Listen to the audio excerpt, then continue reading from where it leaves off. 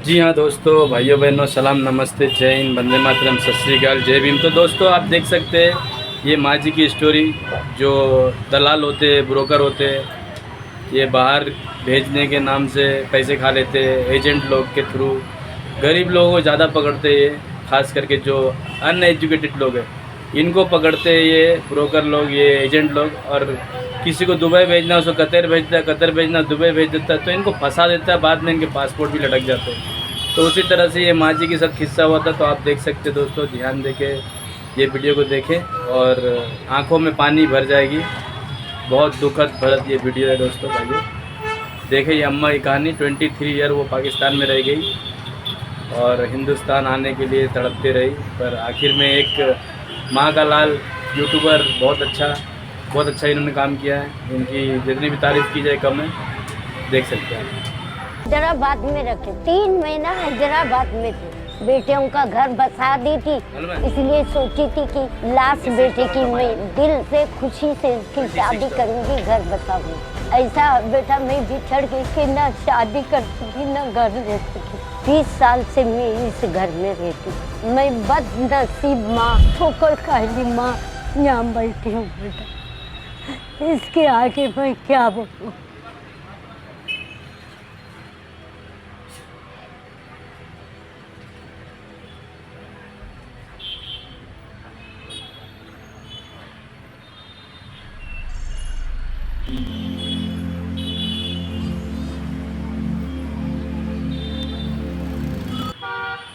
तो दोस्तों आप देख सकते हैं इस तरह से हो जाता है, और ऐसा बहुत हुआ है, बहुत लोग के साथ ऐसा हुआ है।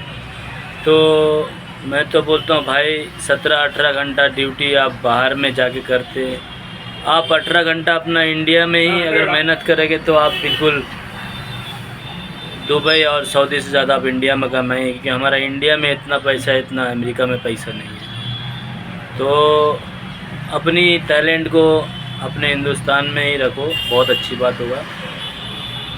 ऐसे कुछ फेक एजेंट के पीछे पड़ के ये आपके पैसे खा लेंगे और ये नहीं देखेंगे कि आपकी सेहत को क्या फ़र्क पड़ेगा।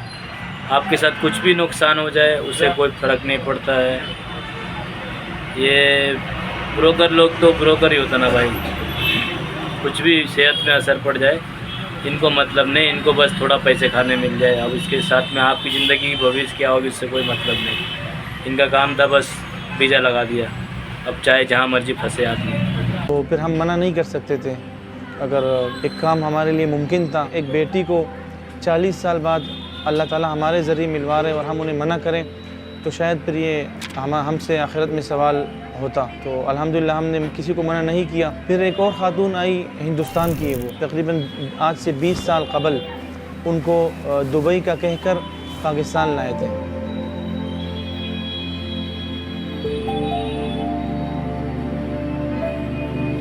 मेरा नाम हमीदा बानो। मेरी पैदाश बेटा कर्नाटक की है, छोटे से बड़े हुए बम्बई, खास में बम्बई की। दुबई बोल के मेरे को इधर लेके आए, दुबई नहीं लेके गए, पाकिस्तान का। और 20 साल से मैं इस घर में रहती, 20 साल। बेटा मैं घरों का काम करती, उसके बाद मैं दोहा कतर गई फर्स्ट टाइम। उधर मैं 9 साल गुजारी, फिर दोनों लड़कियों की शादी करी। वहाँ भी मेरा अल्लाह के सिवा कोई नहीं था, मेरे बच्चे और मैं। मेरे लिए मेरे बच्चे थे, उनके लिए मैं, माँ भी मैं थी, बाप भी मैं थी। उनके वालिद गुजर चुके थे, इसलिए बेटा फिर दुबई गई। फिर वहाँ से भी लास्ट में मैं धोखा खाई कि मैं बोली कि छोटा बेटे की शादी करूँगी, घर लूँगी। मैं बिछड़ गई बेटा। बेटियों का घर बसा दी थी, इसलिए सोची थी कि लास्ट बेटे की मैं दिल से खुशी से इसकी शादी करूंगी, घर बसाऊंगी। ऐसा बेटा मैं बिछड़ गई कि ना शादी कर सकी ना घर ले सकी।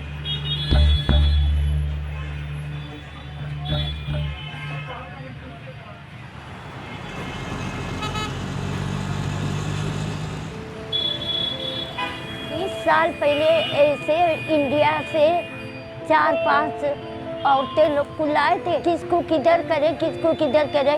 हम 2 कुएं ना हैदराबाद में रखे। उसके बाद वो रोज हमको चीटिंग करता था कि बोले जॉब दिलाता है और हमको शाम को रोटी लाता था, वही रोटी का टुकड़ा खा के हम गुजारा करते थे। 3 महीना ये भी नहीं पता था कि क्या क्या चीज है। 20 साल में समझो बहुत तकलीफ उठाना पड़ा।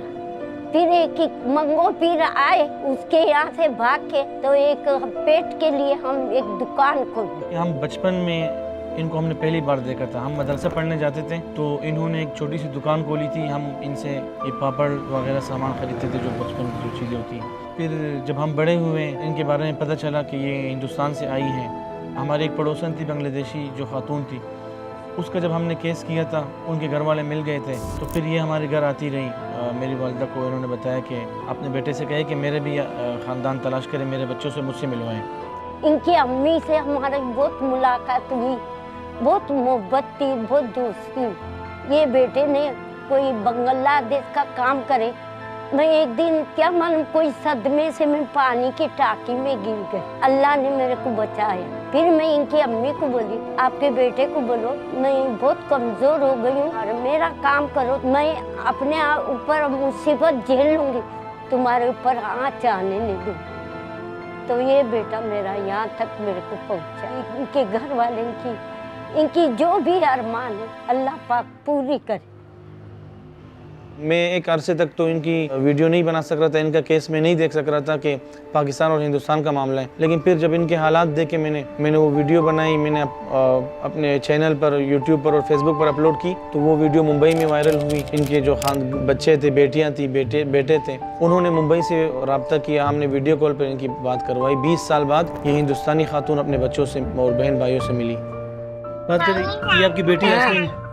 यास्मीन, वालेकुम सलाम बेटा, कैसी हो? नसीम। हाँ, बीबी आपा की लड़की है, नसीम है। अल्लाह बेटा कैसी है? ठीक है बेटा। मैं एक बार कोशिश करी कि जो मेरे ये शोहर मेरे को ऐसा पैसे देते थे, जमा करी थी 2000 खर्चा करके। उन लोग ने मेरे को पागल ठहरा दिए। बोले तुम पागल हो गई है क्या, ये नंबर आपका नहीं है। फिर उसके बाद बेटा मैं कोई सुराग नहीं मिला। मेहरबानी है ये बेटे की, जो मेरे को कोशिश करके, मेरे को इतनी हिम्मत करके मेरे को यहाँ तक पहुँचा दी। अभी मैं गुजारिश करती हूँ, अभी दिन पे दिन मेरी हालत कमज़ोर होते जा रही। ये कोशिश करे कि मैं जल्द से जल्द अपने बच्चों के पास चले जाऊँ इंडिया, और मेरे को कोई चीज़ नहीं चाहिए। मेरे 4 बच्चे हैं, 2 बेटा है, 2 बेटी है। एक का नाम यास्मीन है, एक का नाम परवीन है, एक का नाम यूसुफ है, एक का नाम फजल है। दामाद का नाम है बशीर सलीम। ये कुर्ला कुरैश नगर। बच्चे की मेहरबानी है, मेरे को हर हफ्ते बात कराते हैं, आमने सामने बच्चों से बात करती, तो इसलिए थोड़ी हिम्मत आ गई बेटा, मैं जी रही। और नमाज पढ़ के उनके घर वालों को उनके लिए दुआ करो, नमाज पढ़ के कि अल्लाह जो हमारी अम्मी को मिलाया, अल्लाह उनको और आगे तरक्की दे, उनका नाम बढ़ जाए, वो दुनिया में अपना नाम बढ़ाए। हाँ बेटा, यहाँ में मजबूरी से ना बेटा, पैसा भी नहीं था। यहाँ एक सिंधी आदमी से शादी करी, उनके 4 बेटे पहले से। हाँ पहले से। उनसे मेरे को औलाद नहीं हुई, वो बीमार रहते थे, मगर कुछ दिन उनसे मेरी जिंदगी अच्छी गुजारा। अभी इनके बच्चे बेरोजगार है बेटा, फिर भी शुक्र है मेरे पड़ोसियों की मेहरबानी है, वो मेरे को बीमारी का इलाज करते, मेरे को रोटी बेटी देते, उनकी शुक्र गुजार। ऐसे 20 साल गुजारी।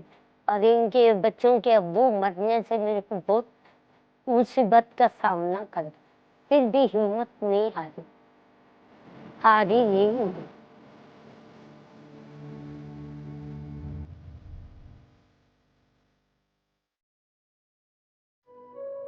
बेटा पाकिस्तान में मेरे को हुकूमत से कोई तकलीफ नहीं हुई, इसलिए 20 साल गुजारी बेटा। कोई मेरे को पूछ पाछ होती या मेरे को कोई पकड़ते, इसलिए डरती थी कि कोई मेरे को जासूस बोल के पकड़े नहीं, कैसे आए। कोई हमको एक दफ़ा फंसाए भी थे, थाने तक लेके गए, मैं कागज़ फाड़ के भाग के आ गई डर के मर।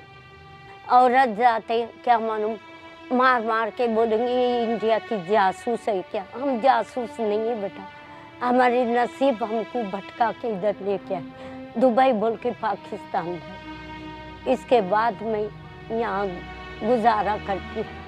मैं बदनसीब माँ, ठोकर खाई माँ यहाँ बैठी हूँ बेटा, इसके आगे मैं क्या।